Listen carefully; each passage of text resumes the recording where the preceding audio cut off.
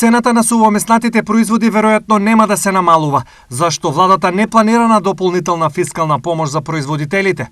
Ова денес го потврди премиерот Димитар Ковачевски, откако дел од производителите на сувомесни производи се пожалија на високата цена на сировините. Нормално дека државата носи мерки, ние го продолживме ограничувањето на маржите, меѓутоа за дополнителни фискални олеснувања во моментов не се разговара. Меѓутоа тоа не значи дека нема воиднина да се разговара, бидејќи мора да се внимава и на буџетот.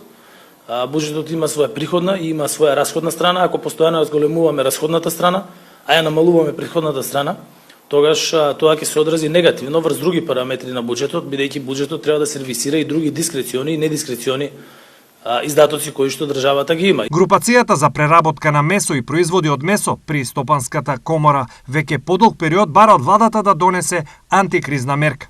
За да ги намалиме цените на готовите производи од 10 до 15%, потребно е да се донесе антикризна мерка за ослободување на царината за увоз на смрзнато свинско месо наменето за преработка, која беше во сила 4 години и престана да важи во јуни минатата година.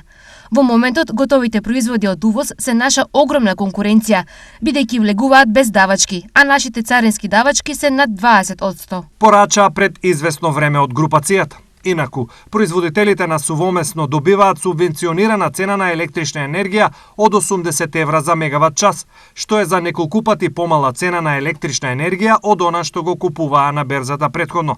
Во периодот на пандемијата, потрошувачката на месни преработки се зголеми, особено кога беа дадени ваучери, а се намали и увозот на свежото свинско месо од 12.600 на 11.500 тони.